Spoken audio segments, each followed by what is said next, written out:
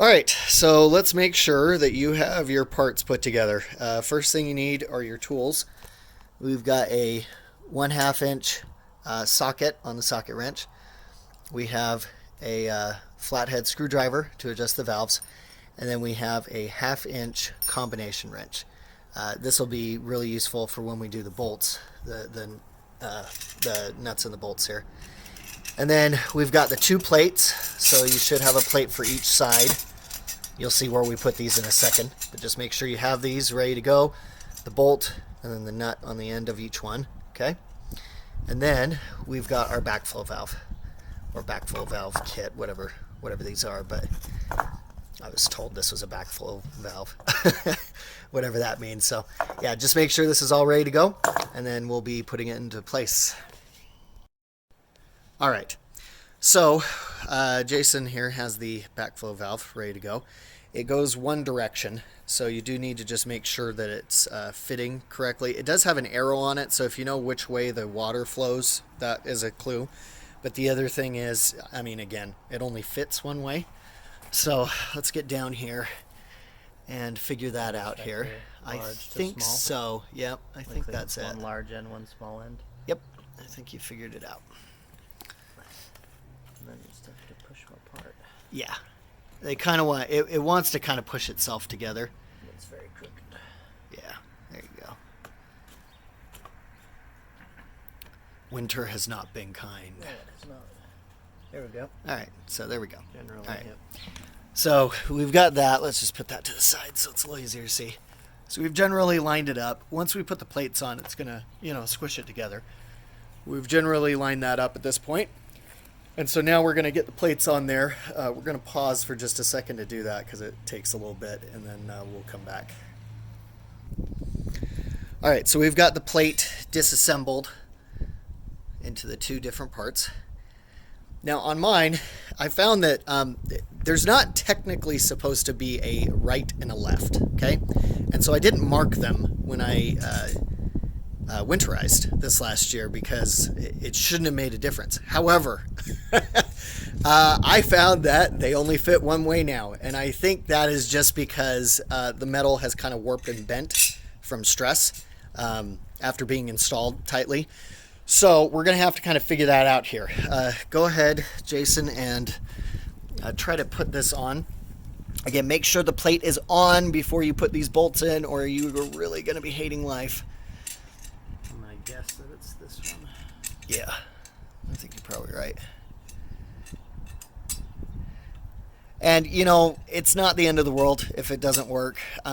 What you're just going to have to do is disassemble it and then try to put the other plate on. So what I also found is while the holes here are not technically threaded, it gets so tight that the bolts have kind of self-threaded through here, and so you actually have to get your socket wrench to get them through and just twist them through. It's actually kind of tweaked too. Yeah. That's the weird part of it.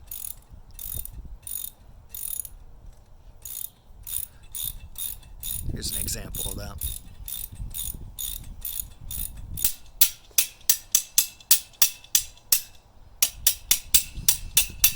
There we go. Got that last little bit in, and oh yeah, that metal from a certain angle, it looks a little bit warped. It's a little bit obvious. Okay, so now we've got the heads sticking out the other side here, or the ends of the bolts. So now we just need to put the other plate on with the nuts. Again, on mine, this was easier said than done, but hopefully, maybe Jason's will be a little bit better. On mine, I actually had to, it was really difficult to get it actually in. I had to screw the bolts in to kind of thread them through. Yeah, try turning the bolt. This one right here is the one. See, there you go. Yep, right there. See that? There we go. And it kind of threads it through the hole. It's just to grab it. Yeah, all right. Yours wasn't as warped as mine, or you guessed right on the right and left. I don't know. Yeah. Either way, This looks like we're good. that works. All right, let's get the bolts on here, or the nuts, I mean, on the bolts. So you want to just hand thread them on first so that everything's aligned and you're not struggling to keep stuff, you know, in there. There you go. Perfect. Oh, look how well this is going. This went so much smoother than mine.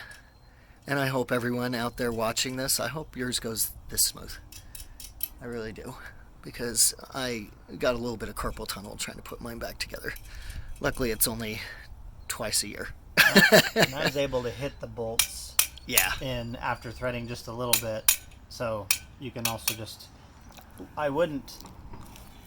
on Brian's, it was a lot tighter. I wouldn't recommend hitting it too hard because you don't get a hammer. Yeah, he was just tapping. I was tapping like this and it worked. Yep. So that's a good point.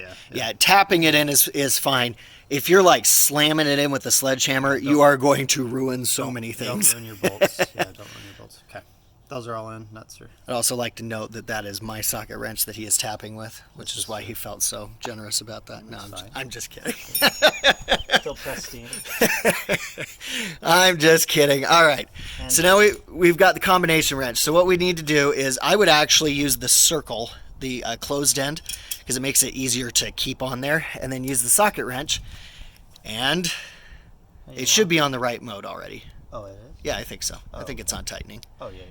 Yeah, and then just hand tighten it. You want to tighten it till you feel good resistance, and then do another quarter turn, but don't do beyond that. Yeah, there you go.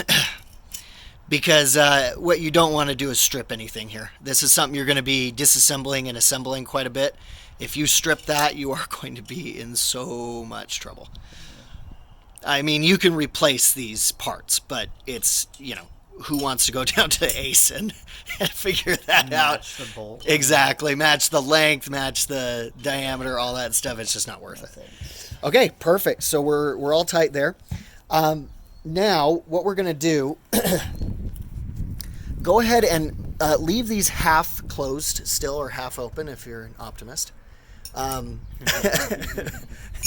And then we're going to go down in the basement and slowly turn the water on. I found the best success when I did it this way. Actually, before we turn the water on, maybe we should do the valves here. Let's do that, actually. So in here, let me see if I can get a good view. Yeah, I can, actually. Yeah, you can see it. You see how that's half shut there? Again, half open, depending on how you see the world. See that? We are going to close that. So go ahead and... yeah, underneath there is a little flathead thing, and you can turn that and close the valve. See that? You can see, don't go over. Yep, don't go over. Right in the middle. Right in the middle, and that's closed. And in fact, if you look at the, let's see if we can look at the little thing here. I hope you can see that. I can't really get down here with the phone. It should be perpendicular, so you would turn it kind of against the pipe. If it is turned parallel to the pipe, then it's open. And that's the case with most of these. Same with this. When this is parallel, that's open. When it's perpendicular, that's closed. And you never thought you'd use that from school, did you? Yep, that's right. So, and I hope if you don't know those terms, go look them up right now, because you're going to have to do your kids' own homework from now on. So, or, well, teach them, I mean. But okay, so go ahead and do that to the rest of these, Jason. And once all these are closed, now these are some relief valves, and there might be an argument to leave one of them open to kind of get the air out of the pipes. I just kind of opened my water slowly and then ran all the stations for a minute, and that seemed fine. So, you know, if there is a danger of doing it this way, let me know. I don't want to mislead people, but in my case, it didn't ruin anything. So, all right, we're now in the dungeon, aka cold storage. Okay. All right. So first thing, if you have one of these, make sure it's closed. Right. This has to be closed. If it is not, you will get water all over your basement. That's open, that's closed. That's open, that's closed. Double, triple, quadruple check. Once you are 100% sure that that is closed, we will go ahead and open the water to the sprinklers outside. So, go. Yep, go ahead. Turn that direction. Do it slowly. Yep, there you go. I did it about halfway first, and just kind of let some of that water get in there. There you go. Exactly. You can hear it pressurizing. Yep, you can hear it pressurize, and then go ahead and do the rest of the way. Yep. All right. So there we go. Now we're going to go outside and finish things up. All right, so now we're back out here. We've got our half-open valves. Let's go ahead and open them the rest of the way. Again, parallel. There we go. Okay, and this is exactly what we want to see. With the water on, we are not seeing any leaks from anywhere. This shows that we at least successfully winterized this portion of the sprinklers. Underneath the ground, not so sure yet, but it should be okay since we mostly emptied the water out last year. Now, we did not blow out the sprinklers. Sorry, my camera cut out there just a second ago.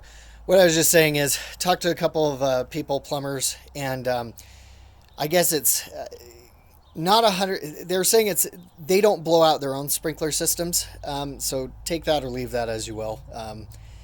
I'm not necessarily recommending that because it's always best to just get as little water in there as possible. But what they were saying is, as long as you take this backflow valve out and then run all the stations so none of the pipes are pressurized anymore, if they freeze, the chance of damage is pretty low because odds are the water's going to drop out of the sprinkler heads. That's going to get damaged if there's water in there, but that should drop out if the pipes aren't pressurized anymore. And the valves and things like that are pretty scarce underground. So again, you could get very unlucky and have water in the wrong spot. But as long as you depressurize the pipes, you should be at least in better shape. And then if you want to be 100% sure, please go blow them out. So I'm not telling anyone not to get their sprinkler system blown out. But if you are in a pinch, at least take this off and depressurize the pipes. Does that make sense? So if you can't get somebody to blow them out right away, get this part done first, then you'll be in good shape. All right, so we're going to go to the station now and go look at that. Now we're at the sprinkler station. We want to go ahead and manually run these guys. 2 minutes a piece actually looks, not 20. We just want to run these 2 minutes a piece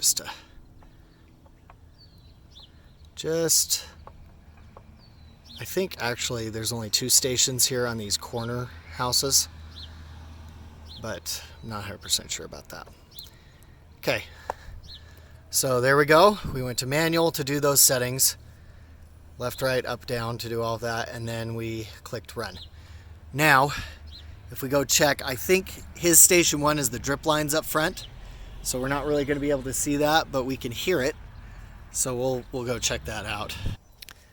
Okay, so again, the drip lines, they're buried, so we can't see them, but I am hearing water flowing through the pipe here.